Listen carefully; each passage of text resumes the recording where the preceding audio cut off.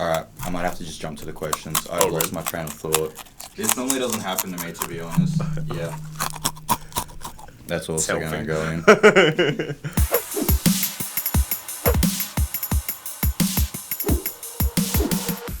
Hey everyone, welcome to another episode of the podcast. It's season 2 and I am joined by Stephen Game and Brody Divergent. How we doing, gents? How's the week been? Steve, tell me. Very, very good. We had Massive last night, both of us. It was so much fun, so it was a great night. Awesome weekend as well. You guys look like you got your head screwed on alright. You didn't have that big of a night. Nope.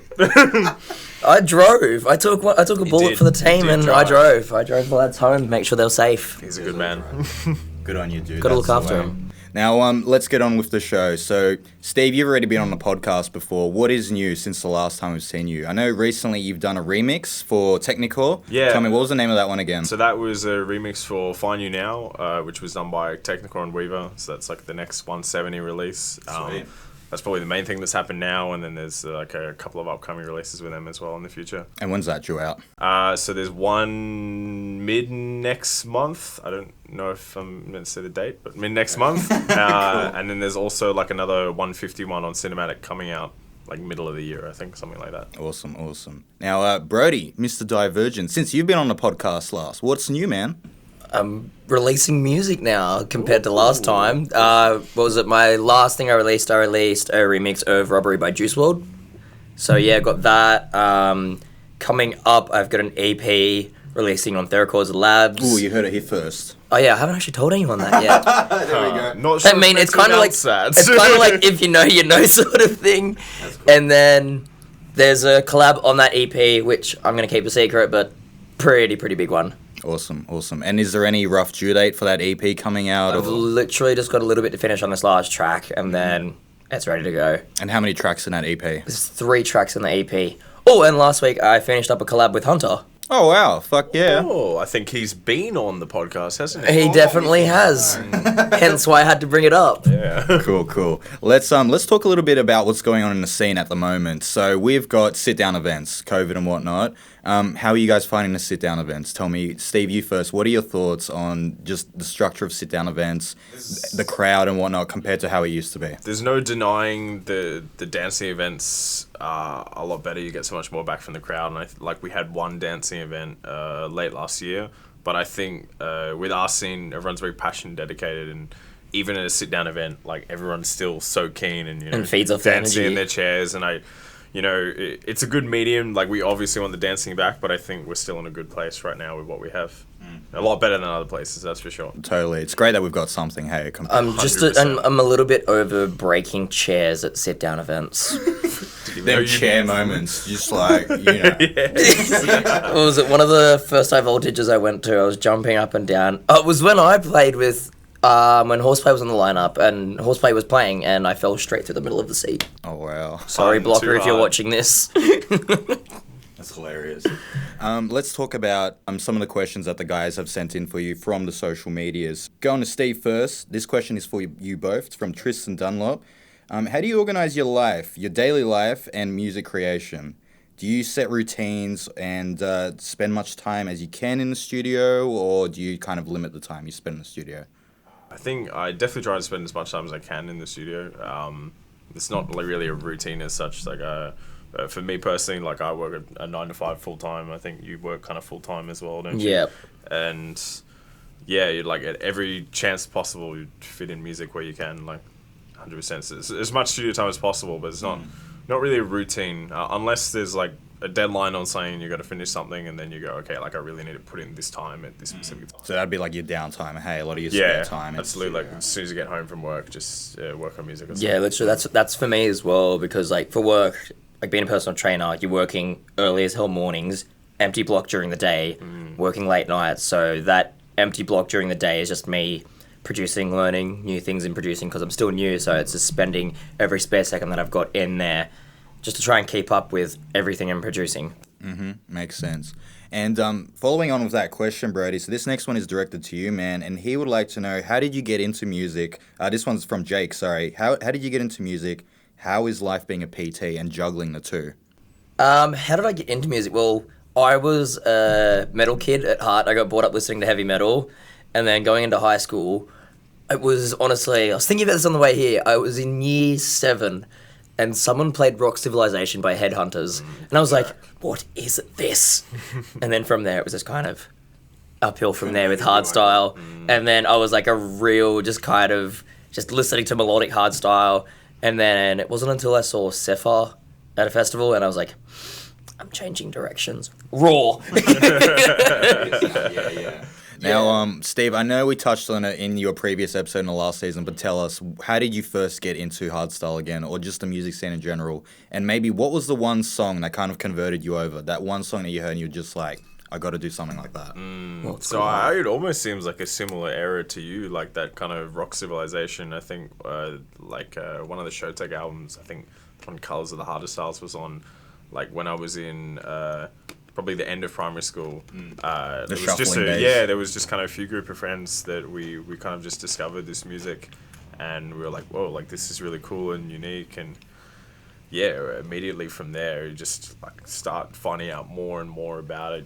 I remember like way back we'd think like Defcon 1 was like an artist or a DJ saying like, whoa, that's so awesome. And then you learn it's like this big festival in Europe, and it just exponentially grows. And it always starts with like what you hear one song and you're like, whoa, like. And you just, as soon as you find that one song, one song is just a rabbit hole into a million new like, things. Whoa, this is really different. It's really cool because like I feel like everyone in like early primary school, like I feel like most people listen to kind of pop music, mainstream. It seems common at least. They're all doing those TikTok dances like you, Stephen. The flossing.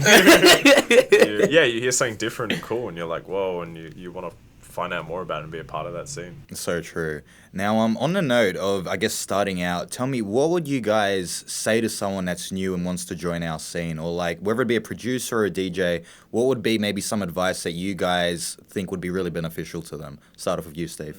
I think the biggest thing, and this is something we said to someone last night as well, was... I was going to say, we had this conversation last night with someone. Last night. Just get to know everyone, be a part of the scene, you know. Networking, It can't be overstated. Like, it's who you know. Like, you know, once you build friendships with people in the scene, you know, the important people and just the fans and everything, like, if you're part of that community, then if you want to go somewhere within the scene, you will, because you know the people. Yeah, like people will say it's not who you know, it's exactly who you know in our scene. Like you have to know what's good and what's not good. And you've got to just put yourself out there, and networking is honestly key for everything. Cool. In terms of music production, what would you say, Steve? What would be maybe someone that's starting out? Like, music production is very overwhelming. Hey, like to start out, you've got a blank canvas and it's pretty much, what do you do? Where do you go from there? What would be something that you recommend to someone that's just, they need to start from scratch and do an original track? I think maybe it's not as easy when you're newer, and I don't think I've even achieved this as such yet, but I feel like the biggest thing is to try to be different. To do something that no one's really heard before. I think our scene has grown so big now, and there's so many different artists, you know, some of them doing a lot of the same things. Like, you really need something that makes you stand out. And even as a beginner, to already, like, kind of strive for that, I think would be a good idea. As I said, I don't think that's even something I've achieved yet, to do something really unique and different, but I know that's something I want to achieve, because I think it's really important, like, nowadays. Yeah, it makes sense to have that point of difference and help you stand out from the crowd. Definitely. Like, just producing, like, a really clean, really good track, I don't think cuts it as much as it used to. Like, you got to have something where they go, whoa, like, I've never heard that before. I mean, it's similar to what we said about, you know, first discovering the music. You know, you hear all this, you know, pop mainstream music, and then you hear, like, one hardstyle song, you're like, whoa, this is really different. This is cool. If you can get that again within your own scene, then I think that's incredible. Brody, what would you say, man? For producing, literally study it, make it your life. Like, I look at a lot of people, they will spend their spare time playing video games. Fuck the video games off. Put yourself in the... video games, so. Like, a little bit. But I look at producing, like, it's a video game, essentially. Yeah. Like, the amount of time people put into, like, Call of Duty and Fortnite and all that, put that into producing.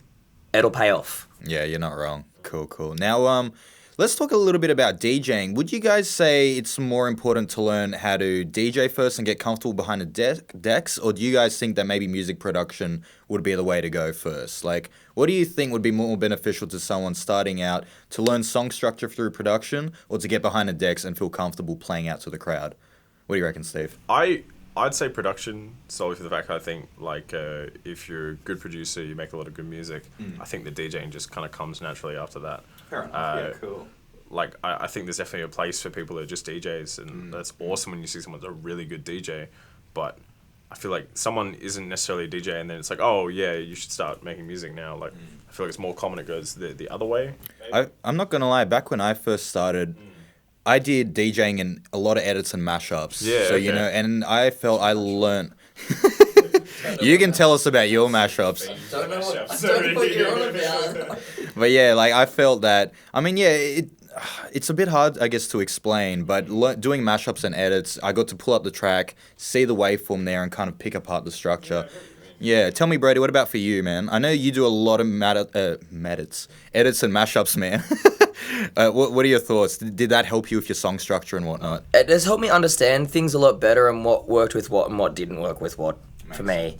But as well, like, going back to what they should start with, either DJing or producing, it's weird. It depends what, like, how you want to grow yourself, really, and what you really want to be doing first. Like, DJing first will help you book shows, but producing will help you get a name out there more than what playing shows would be. So it depends what your end goal is at the end of the day. That makes sense. That said, though, I reckon if you want to produce songs for the dance floor, then maybe DJing is the better thing to do first, because you get an idea of what will work on the dance floor, and that is very true. Yes, how you would structure a song from there. Yeah. Read off the crowd too, see how they react, this and that, and then you get that experience, I guess. Hey, now let's talk a little bit about social media, because that is so important. As we know, it's not all about the music. You can't just release a track and hope that you gain that kind of following. Yeah. Now, tell me, Steve, what do you think is the most crucial part of social media? Do you think it's all about putting out regular content? Do you think it's about using Instagram stories or making the most out of Spotify? What do you think is probably the most essential part of social media for someone new starting out? I think regular content, not over the top, but like I think it's very easy to just slip under the radar, and you know, if you're keeping posting, you know, at minimum like every couple of weeks or something, or maybe even less than that is fine. Like, at least, you know, people always seeing you coming up and they're going, oh yeah, this guy's doing something. Even if it was a post about nothing, it sounds harsh, but it's almost a way of staying like relevant, you know? Yeah. Someone completely drops off the radar off social media, like you kind of forget about them sometimes, unless they're like very much an artist that you follow like very passionately. So I think consistency can be really important. Cool. It needs to be like consistency, but also unique, because social media is so flooded as well. It's so easy just to become a copy of someone else.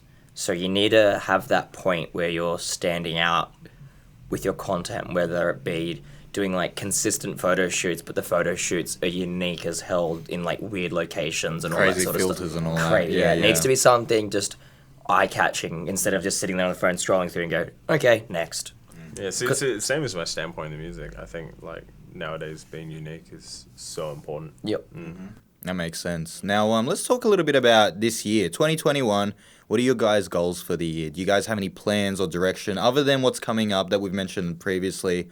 Do you guys have any targets that you want to achieve, or do you want to aim for a certain label? Tell me, Steve. So I think last year I've done all right with like my UK hardcore stuff. It wasn't actually the original plan to be doing more of that, but I think that's gone quite well.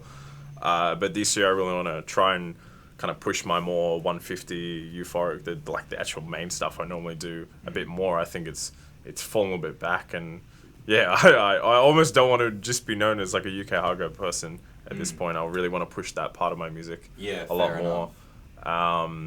And yeah, I think that kind of involves, you know, trying to reach like a bigger label or a bigger audience with that part of my music as well.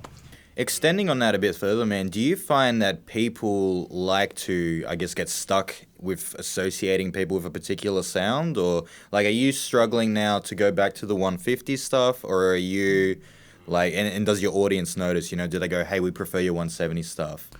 This is the internal dilemma and discussion I've been having with myself at the moment. And, like, in particular last night. So last night we had a 170, like a UK hardcore show.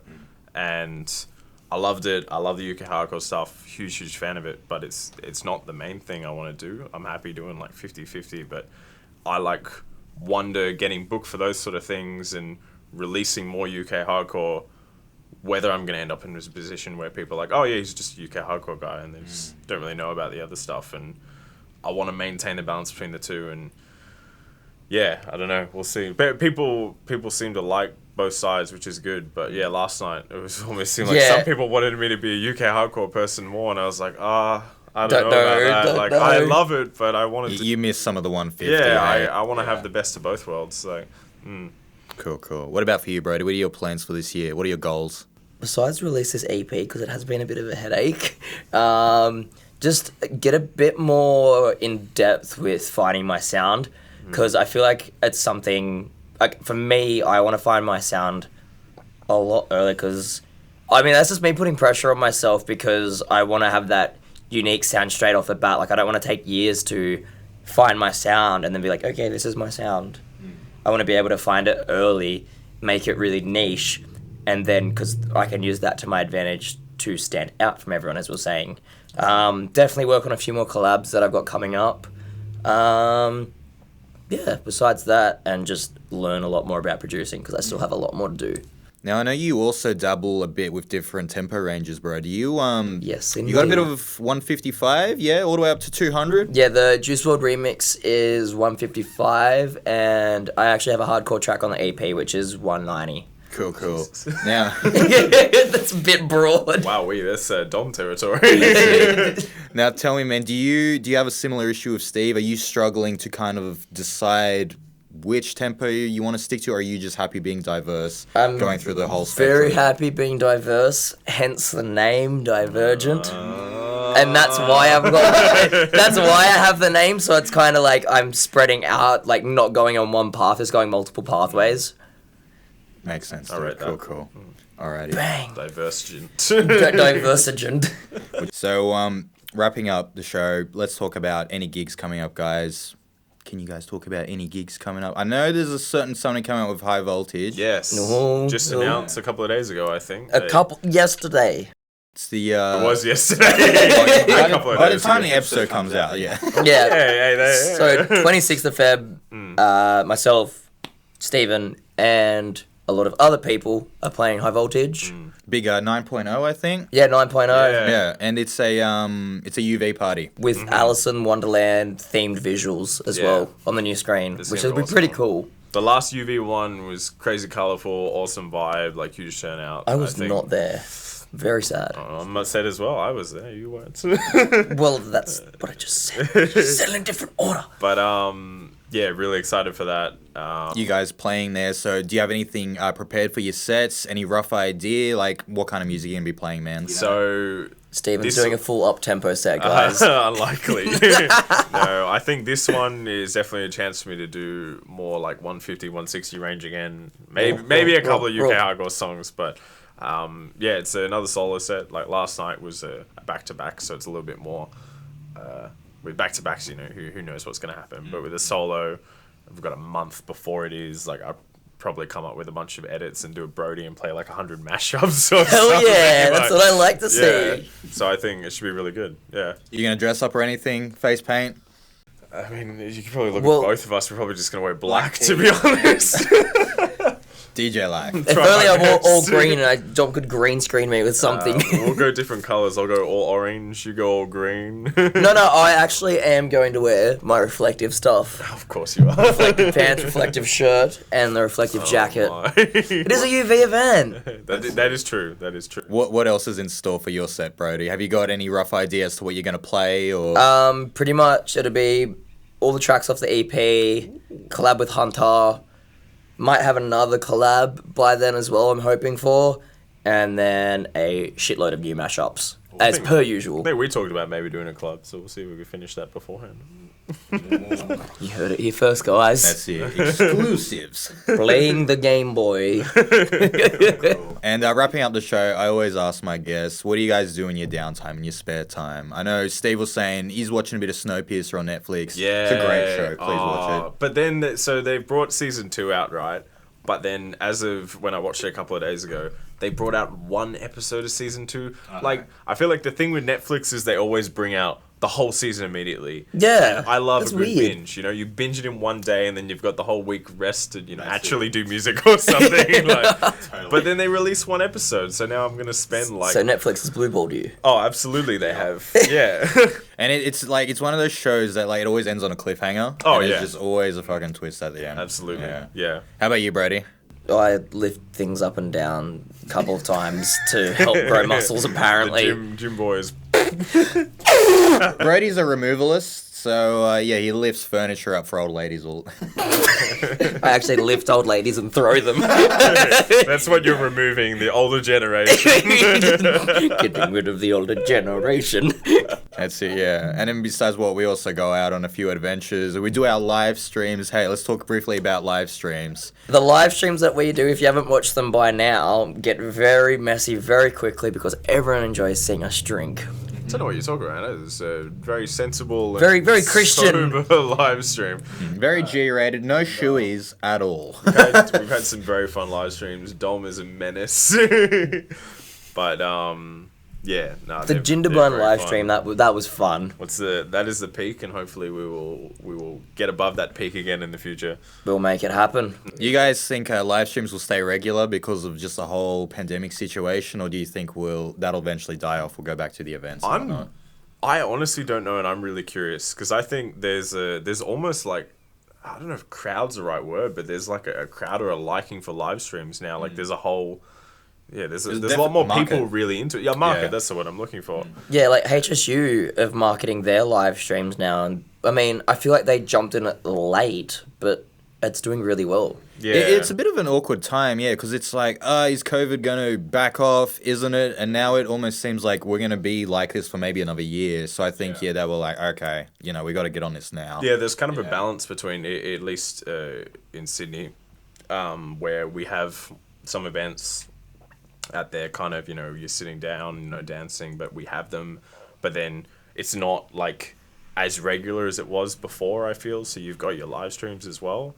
And I think, until we're like 100% back with full clubs, full dancing, like every weekend. There'll still be that odd live like stream every so often. Probably like 2 or 3 events on a week easy, like, it's hard to know until then whether they'll actually stay or go. Yeah, totally, 100%. Wrapping up the show, guys, I like to give all my guests the opportunity to give out some shout-outs. If you like, go for some shout-outs. Steve, you first. Shout out Ben Gonsling Firelight for organising the Maccas for us last night.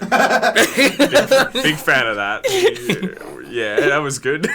Let's not talk about that. This is the 170 massive night, just so you guys can think about it. But no, as actual shout-outs, genuine shout-out to Ben Gosling Firelight. As I think I said last time, is a huge supporter in my career, and I think is one of the people that really helped me get off the ground, which is awesome. And then also to Technical Alfie Bamford, who's recently given me a lot of support through the 170 label. And I think, those two people in particular have helped me a ton.